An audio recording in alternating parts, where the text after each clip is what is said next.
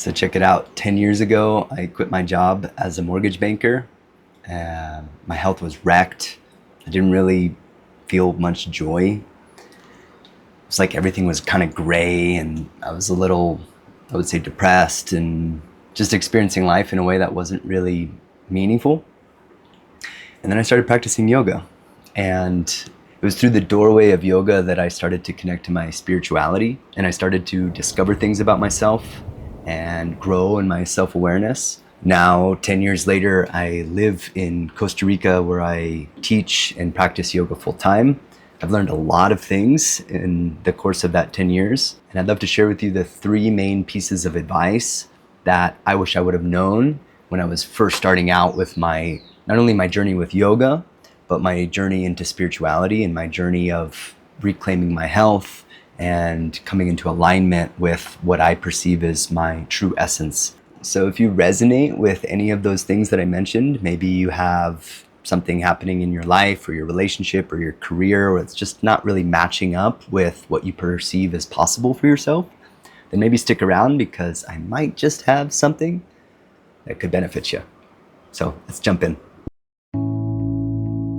Well, my name is Grant, and as I was sharing, I live in Costa Rica. I started practicing yoga in 2014, but it wasn't until 2015 that I actually made a career shift where I left my job. I was a mortgage banker. I was making good money. I had everything in the material world in terms of success, but it wasn't fulfilling me. And when I started practicing yoga in 2014, I really came to the practice to heal imbalances in my physical body. And these systems in my body were not really functioning optimally. And I didn't really understand why or what the root issue was. It was through my regular practice with yoga that I started to gain self-awareness, and I started to listen to my body, and I started to heal things that I didn't even know needed to be healed. And so that was in 2014 that I started, and it was in 2015 that I made that transition from quitting my job and basically becoming a yogi full-time. There was a period of my life for about a year or 2 years where I didn't really do anything else except study and practice yoga. I'll share a picture of me in India. This is when I was there in 2016. It was shortly after my time in India that I met my teacher and a mentor who really opened the door to what was actually possible through the path of yoga. Because I thought it was just about like stretching and postures and all this stuff. But when I met Steve and I started practicing with him and under his guidance, he's someone who I would consider to be like a legit master. You know what I mean? Like just an extraordinary human being. Coming into contact with him allowed me to see like, wow, okay, something's going on inside of this person that is attractive, like there was like a radiance, there was an energy that he was exuding that I wanted, I wanted to have that for myself because it was missing. So I went to England where his yoga school was, and I studied there very intensely for about a period of 4 months. And during that time, it was quite intense, you know what I mean? I was having to face a lot of the demons and the things that I guess I was running from, or I was numbing out, or I was distracting myself from.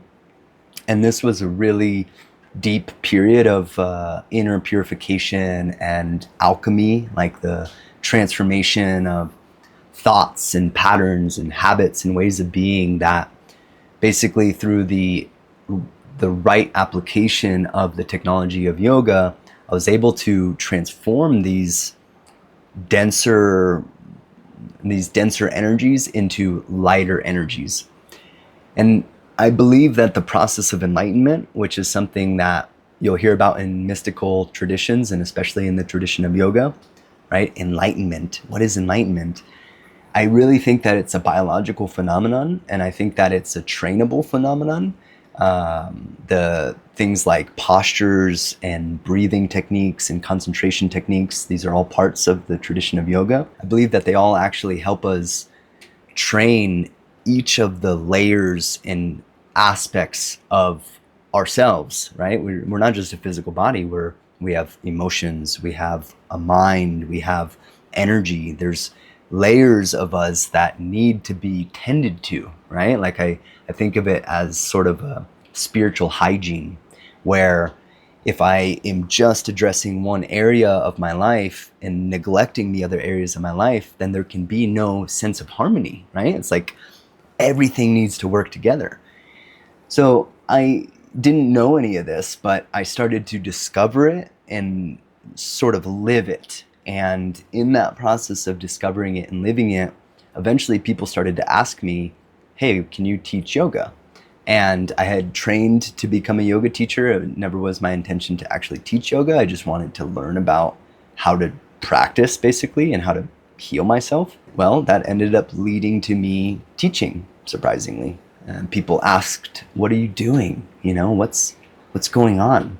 Why are you always smiling? And I was like, oh, I'm doing this yoga thing. And sooner or later, one person, couple people, all of a sudden I had classes happening in my living room, in my house. I started teaching basically full time out of my house, where I was studying and practicing, and people would come over to learn from me and learn from what I was doing, I guess you could say. So that was about 2017. And, you know, I don't want to share too much of my personal story, but I want to just give some context to, you know, where I'm coming from, because I want to share with you now those 3 pieces of advice that I wish I would have known when I was first starting out. And where do we begin? Well, let's just begin at the first one.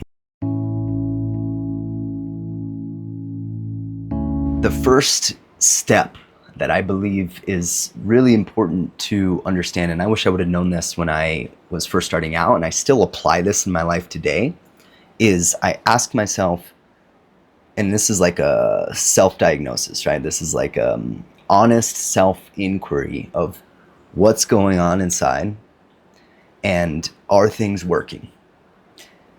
And if they're not working, or if there's part of them that's not working, then what needs to change? Like, what do I need to do? And this idea of self-diagnosis and honest self-inquiry leads us to, or it's led me to, what I consider to be spiritual science, where I can devise experiments and create methods that are specifically designed for me at that moment in my life to address a particular outcome that I'm looking for. Well, when it comes to the technologies of yoga, right, we're talking about the things like posture training, asanas, or pranayama, breathwork practices, concentration. These tools are ways to train the instrument of the body and the mind, and the particular patterns of energy and the way that the energy circulates through our body and mind and between our body and our environment. Those things can be trained and they can be developed. And when we're looking at this idea of self-diagnosis, it's like, okay, that's not working. I don't really need to know why it's not working, but I can sort of come up with a plan. And part of this is connected to prayer, which I'll get to as the point number 2. So just to table that for now, but this idea of like turning inward and asking myself and the intelligence of life that's in me, it's in you, it's in everything, right? It's like a primal intelligence. Asking it, it, capital I, it. What do you want? Like what do you need? How can I align myself with you? What am I not doing, or what am I not seeing that's preventing me from growing? And that's really important, because sometimes, and this is just what was true for me, like I came to my spiritual journey, and I was trying to solve all these problems in my life and fix all these mistakes, and kind of like approaching it like a project, like a self-development project, and it just wasn't working. And instead of approaching it like a self-development project and seeing myself as something that was flawed, instead I kind of looked at it practically and with curiosity, and through that practical, curious lens of self-diagnosis and self-analysis, I could see where things were missing and I could take steps to correct them. So that's a bit of a long answer to the point number one of self-diagnosis. And maybe these next 2 points will help kind of round that out and answer any questions that may have arisen for you. I mentioned prayer, so this is number 2. Prayer in today's world is often related to religious activity. But I believe that there's a universality to prayer. There's a very personal quality to prayer. Nobody can tell you or me or anybody how to pray or what to pray about. And I feel that there's a utility in prayer that's often maybe missed or overlooked. Maybe because it's related to religion and there's many blockages and I don't know how to call it. Religion, people, the mind goes funny when we start to think about things like religion. But when it comes to spirituality, I believe that there's an openness to that, right? There's an openness to how do I want to relate to the universe, to even the God word, like that's another heavy word nowadays. I'm like, oh, don't say the G word, don't say the G word. But it's important that I think as individuals, we ask ourselves, well, what am I trying to do? What is the point of all this? What is the purpose of my life? What do I want to create? How do I want to be as a human being? And I think that those are spiritual questions. Those are inquiries that when we look within and we ask and we pray, there are oftentimes things are revealed, right? I believe that the higher self, right, the soul, if you believe in that, I believe in that. I believe that there's an animating spark to my existence that is beyond my personality. And I believe that it's trying to communicate to me. And when I get quiet, like if I go into nature, or I've learned this through meditation practice, I didn't know it originally, but the whispers of the soul, if you want to call them that, started to kind of come through those spaces of silence. And I started to see how important it was for me to start my day with periods of silence and of listening and of receptivity. That was really the birth for me of what we talk about in the yoga tradition as sadhana. Sadhana is the word given to spiritual practice. And it's not really, thinking of it like practice, sometimes we see it as discipline. Like, oh, I'm not disciplined enough to have a daily meditation or breath work or stretching routine. I'm not disciplined enough to do that. And I think that what happens when we sort of turn the corner of seeing it as a duty or an obligation, but instead of seeing it in those ways, seeing it as a devotion, maybe, like there's like a flavor of what can I give to myself through this process? What can I discover about myself? What can I reveal? And I think that kind of approach starts to change the way that we might look at prayer. It at least has changed how I look at prayer. Because then I sit down and I'm not praying to some faraway God in the sky. I'm praying to like the substance of life, the consciousness that's beneath the form, the energy that is vitalizing my existence and potentially bringing the healing and the transformation that I'm seeking or that I feel like I'm lacking.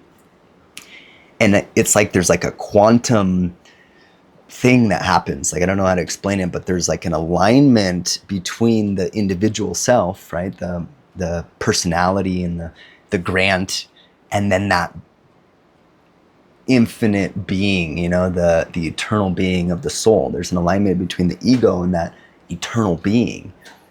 That has really transformed my life.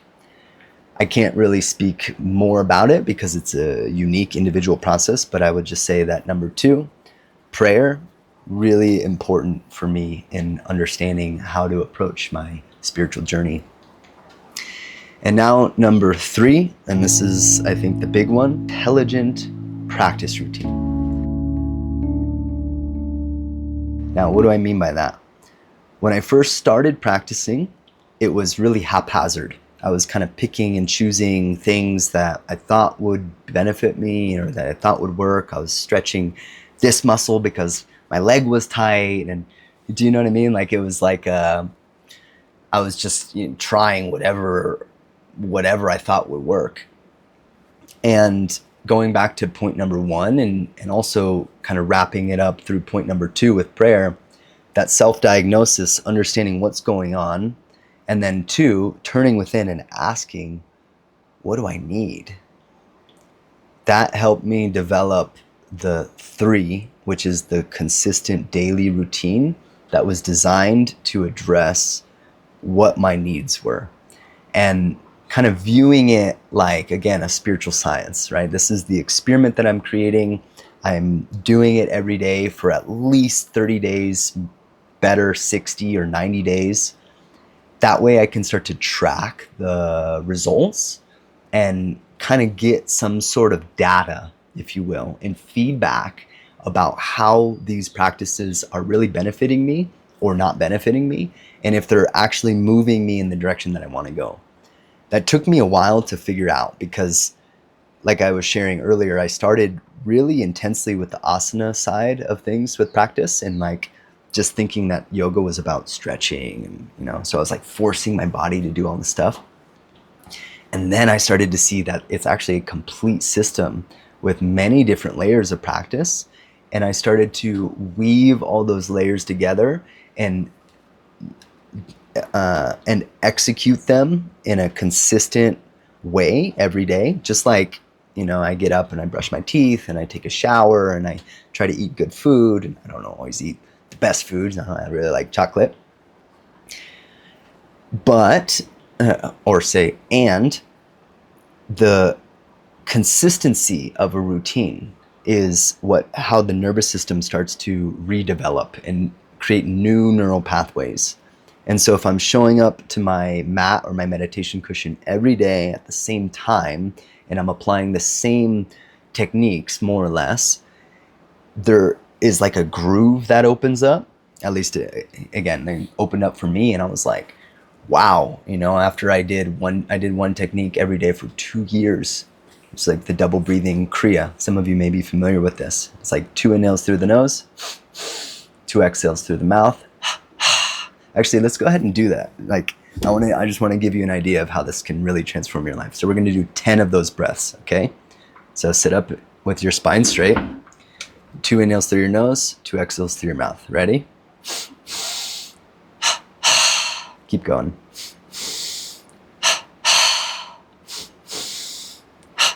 You still with me? Come on. 5 more.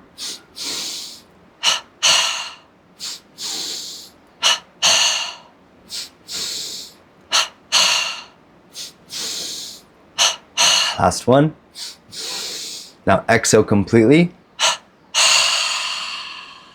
All right, if you feel comfortable to do this, close your eyes. Hold the breath out for a moment. And now inhale as slowly as you can through your nose and try to bring your spine into as much of a vertical position as you can. Your feet can be flat on the ground. Inhaling slowly, filling up. Spine is straight. When you get to the top of the inhale, hold the breath in. And as you hold the breath in, just notice your body. Notice the alignment of your posture. Try to keep this alignment of your posture.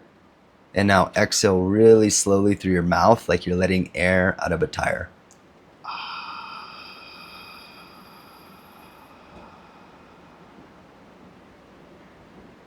Just notice the peace and the quiet. And If you want to open your eyes, wow, right? That was like a minute long. And just notice the change in the energy. I think that covers everything, right? You got the 3 main points. I shared a technique with you that can really help. Try that every day for like 30 days, right? Just do 10 of those every day for 30 days. Let me know in the comments below if you did it. And I'm like, I feel so stoked to share these practices with people because they work, they really work, but we have to have the right approach. And so that's what we do with Bhuta Yoga. And if you're here on my channel, then chances are you enjoy the practices of yoga. And if you want to know more, then be sure to subscribe. New videos come out every week. Every time someone subscribes to this channel, I'm like, yeah, woo, welcome to the team life. All right, that's all I want to share. If you do want to grab a PDF, there's one available. This one goes into kind of how we approach this spiritual science with Tantra and Yoga. And so I'll leave that in the description below. But other than that, peace, my friends. Go enjoy your life. Thanks for joining me.